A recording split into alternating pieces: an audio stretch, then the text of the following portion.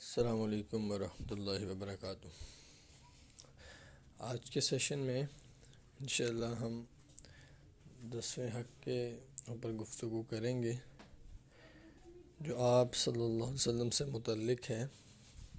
اور امت کے لیے ضروری ہے کہ اس حق کو ادا کرے، اور وہ حق یہ ہے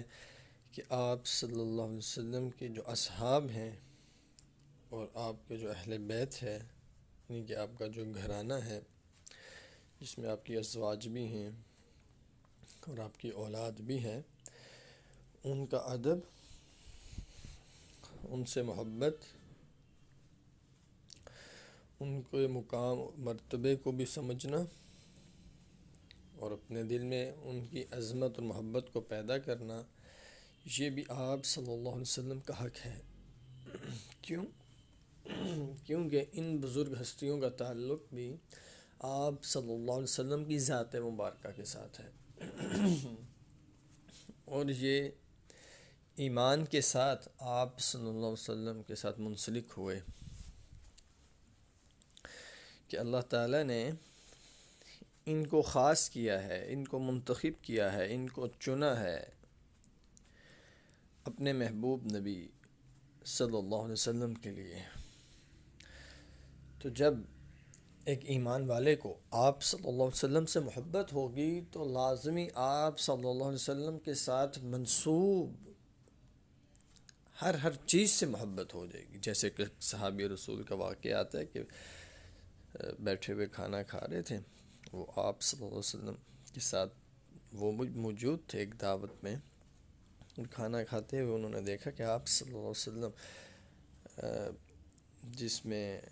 جس برتن میں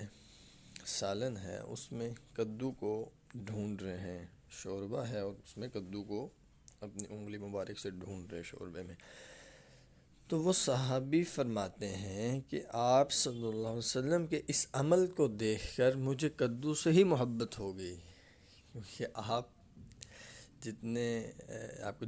کو جو پسند تھا اور آپ اسے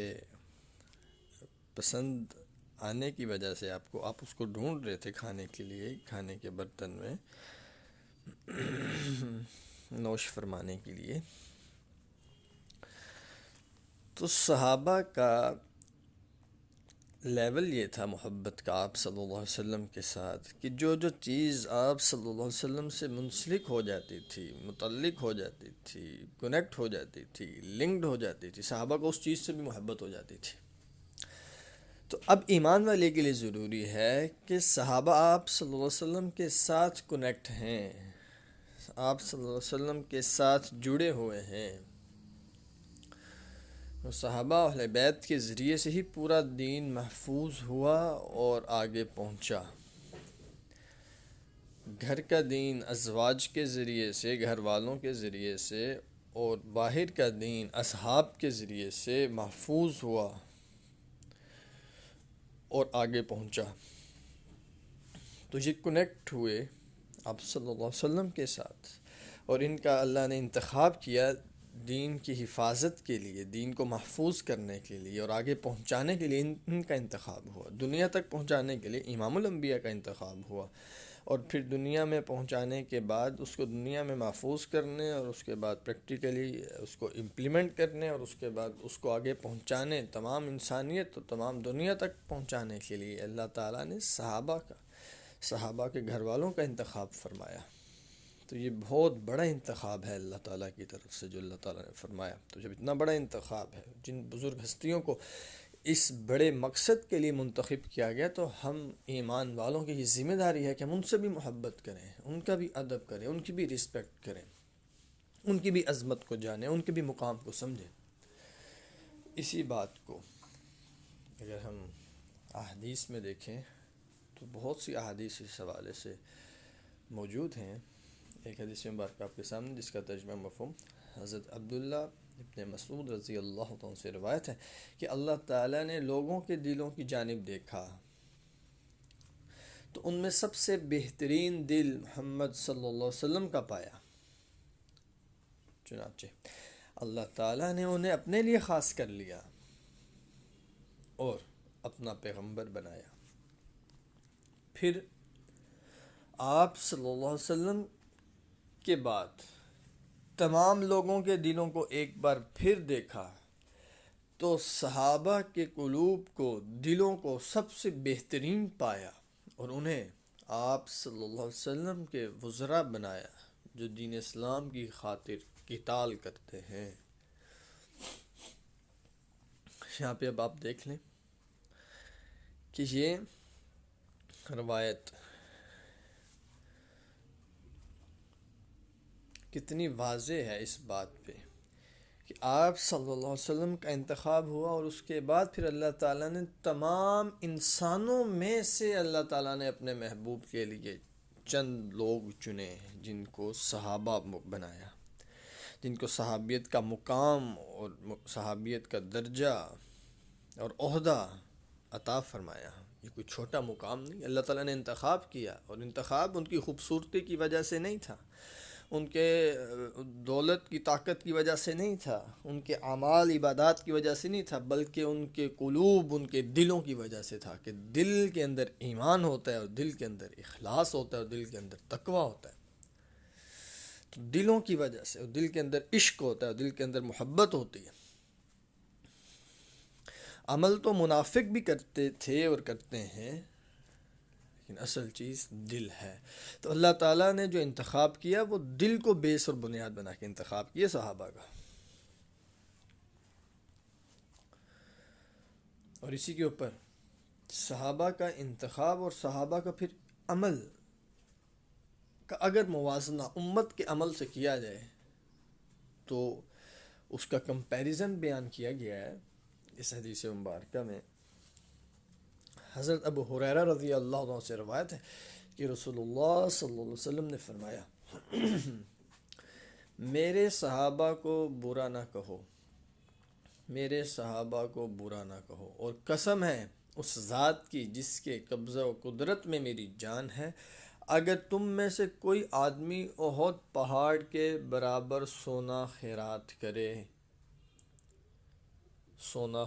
کرے گا تو وہ صحابہ کہ ایک مد خیرات کو بھی نہیں پہنچ سکے گا، اور نہ ہی صحابہ کے آدھے مد کا صدقہ کرنے کو پہنچ سکتا ہے۔ اب دیکھیں کہ کمپیریزن کتنا بڑا کمپیریزن ہے اور تقابل ہے کہ صحابہ کا ایک عمل کتنا بڑھ گیا ہے امت کے اتنے بڑے اعمال کے سامنے، کہ صحابہ بھی ایک عمل کریں اور صحابہ کے بعد آنے والا غیر صحابی بھی ایک عمل کرے تو اس میں کتنا بڑا فرق ہے۔ یہ کس وجہ سے؟ یہ دلوں کے کیفیت، اخلاص، تقوی اور اللہ تعالیٰ کا انتخاب اور صحابیت کے مقام اور درجے کی وجہ سے ہے۔ یہ سارے ایلیمنٹس، یہ ساری وجوہات، یہ سارے اسباب مل کر یہ وجہ بنی کہ بعد میں آنے والے کا اتنا بڑا عمل صحابہ کے ایک اتنے بظاہر ایک اتنے چھوٹے سے عمل کے برابر بھی نہیں پہنچ سکتا۔ اس میں وہ کمپرومائز بھی ہیں، اس میں وہ سیکریفائس بھی ہیں، اس میں وہ تمام قربانیوں کے ساتھ ساتھ وہ تقوی و طہارت بھی ہے، اور وہ ایمان کا لیول اور درجہ بھی ہے، اور اس کے بعد آپ صلی اللہ علیہ وسلم کی زیارت کرنا یہ سب سے بڑی بات ہے۔ ایمان کی حالت میں زیارت کرنا یہ سب سے بڑی بات ہے۔ پھر اللہ تعالیٰ کا انتخاب اپنے محبوب کے لیے یہ بہت بڑا مقام اور درجہ ہے کہ اس تمام وجوہات کی بنا پر ان کا ایک چھوٹا سا بظاہر چھوٹا سا عمل بھی امت کے بہت بڑے اعمال پہ بھی بھاری ہے۔ اور اس کے ساتھ ہی اگر ہم دیکھیں حدیث مبارکہ جس میں فرمایا، اللہ سے ڈرو، پھر اللہ سے ڈرو میرے صحابہ کے حق میں، میرے بعد تم ان کو نشانہ ملامت نہ بنانا۔ جو شخص ان کو دوست رکھتا ہے تو وہ میری وجہ سے ان کو دوست رکھتا ہے، اور جو شخص ان کو دشمن رکھتا ہے تو وہ مجھ سے دشمنی رکھنے کے سبب ان سے دشمنی رکھتا ہے۔ اور جس شخص نے ان کو اذیت پہنچائی اس نے گویا مجھ کو اذیت پہنچائی، اور جس نے مجھ کو اذیت پہنچائی اس نے گویا اللہ کو اذیت پہنچائی، اور جس نے اللہ کو اذیت پہنچائی تو وہ دن دور نہیں کہ جب اللہ اس کو پکڑے گا۔ اب دیکھیں کتنا وضاحت کے ساتھ بیان فرما دیا اس حدیث مبارکہ میں کہ جو صحابہ سے محبت رکھتا ہے وہ آپ صلی اللہ علیہ وسلم کی محبت کی وجہ سے صحابہ سے محبت رکھتا ہے۔ کیوں؟ آپ صلی اللہ علیہ وسلم سے محبت ہوگی تو آپ صلی اللہ علیہ وسلم کے ساتھ جو منسلک ہو گیا، جو اٹیچ ہو گیا، جس کا تعلق ہو گیا آپ صلی اللہ علیہ وسلم کے ساتھ، تو محبت کرنے والے کو ان سے بھی محبت ہو جائے گی۔ اور اگر کسی کو صحابہ سے نفرت تو نعوذ باللہ بغض ہے تو یہ اس بات کی دلیل ہے کہ اس کو آپ صلی اللہ علیہ وسلم سے بھی نعوذ باللہ نفرت اور بغض ہے۔ تو آپ صلی اللہ علیہ وسلم سے محبت صحابہ کی محبت کی طرف لے کر جائے گی، اور آپ صلی اللہ علیہ وسلم سے نعوذ باللہ بغض اس صحابہ کے بغض کی طرف لے کر جائے گا۔ تو آپ نے وضاحت کے ساتھ فرما دیا، جو میرے صحابہ سے دشمنی کرتا ہے وہ میری دشمنی کی وجہ سے، اور جو میرے صحابہ کو اذیت پہنچاتا ہے وہ مجھے اذیت پہنچاتا ہے۔ اتنی ایک تو یہ بات اس سے واضح ہوگی، اور دوسرا کہ اللہ تعالیٰ کے محبوب نبی صلی اللہ علیہ وسلم کو اپنے صحابہ سے کتنی محبت تھی کہ صحابہ کے دوست کو اپنا دوست بتایا اور صحابہ کے دشمن کو اپنا دشمن بتایا۔ کیسی محبت اور کیسی وفا اور کیسا تعلق ہے اپنے صحابہ سے آپ صلی اللہ علیہ وسلم کا، اپنے ماننے والوں سے آپ صلی اللہ علیہ وسلم کا، کہ جو ان سے محبت کرتا ہے وہ مجھ سے محبت کرتا ہے، اور جو ان سے بغض رکھتا ہے وہ مجھ سے بغض رکھتا ہے۔ کہ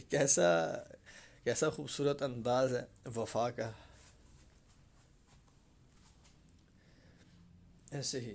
ایک حدیث مبارکہ، ایک اور حدیث مبارکہ اس کا مفہوم ہے، فرمایا کہ اللہ تعالیٰ نے مجھے منتخب فرمایا ہے اور میرے لیے میرے صحابہ کو منتخب کیا ہے، اور ان کو میرا وزیر، مددگار اور رشتہ دار بنایا ہے۔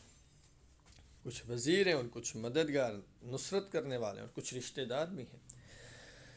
جو ان کو برا کہے اس پر اللہ تعالیٰ کی، جو ان کو برا کہے،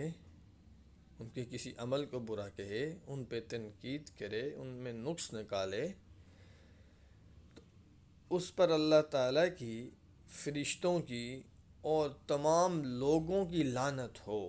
اور اللہ تعالیٰ قیامت کے دن اس کا کوئی فرض اور کوئی کفارہ قبول نہ کرے گا۔ اس کا کوئی عمل قبول ہی نہیں ہونا جو صحابہ سے بغض رکھتا ہے، جو صحابہ پہ تنقید کرتا ہے، جو صحابہ پہ انگلی اٹھاتا ہے، جو صحابہ کے خلاف تقریر یا تحریر لاتا ہے۔ تو اللہ کے محبوب نبی نے فرما دیا، حدیث مبارکہ آپ کے سامنے ہے،